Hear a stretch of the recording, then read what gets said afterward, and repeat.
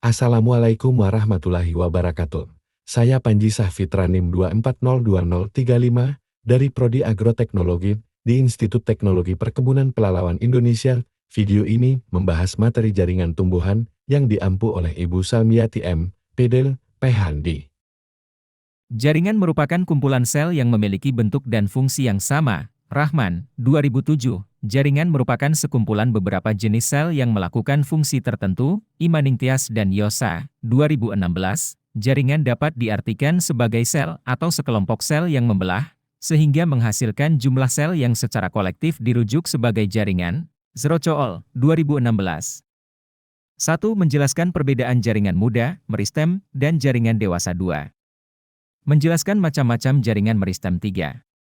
Menjelaskan macam-macam jaringan dewasa. 4. Menjelaskan perbedaan struktur jaringan muda dan jaringan dewasa. 5. Menjelaskan lokasi tempat terdapatnya jaringan-jaringan tersebut pada tumbuhan. Alat dan bahan. Alat. 1. Mikroskop. 2. Kaca preparat. 3. Penutup kaca preparat. 4. Pipet ukur. 5. Gelas ukur. 6. Silet. Bahan. 1. Lidah buaya. 2. Daun tebu. 3. Daun sirsak. 4. Batang sirih. 5. Enceng gondok. 6. Pisang.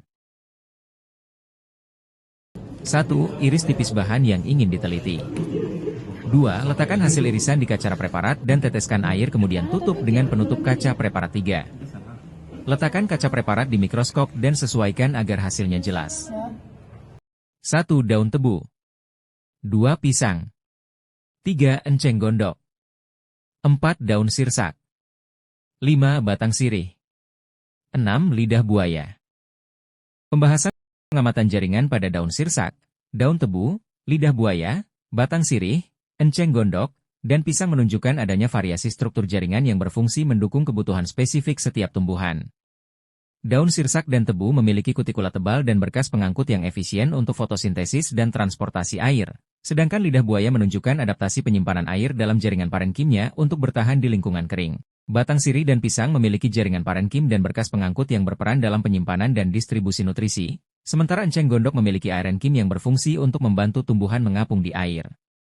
Setiap struktur jaringan berperan penting dalam mendukung proses fisiologis yang memungkinkan tumbuhan bertahan dan berkembang sesuai lingkungannya.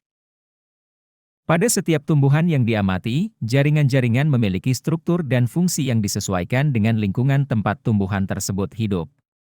Misalnya, lidah buaya memiliki jaringan penyimpanan air yang sangat berkembang karena hidup di lingkungan kering, sementara enceng gondok memiliki jaringan aerenchyme yang membantu tumbuhan ini mengapung di air. Variasi dalam struktur jaringan ini menunjukkan bagaimana tumbuhan beradaptasi dengan lingkungannya untuk mendukung fungsi vital seperti fotosintesis, transportasi air dan nutrisi, serta perlindungan dari lingkungan luar.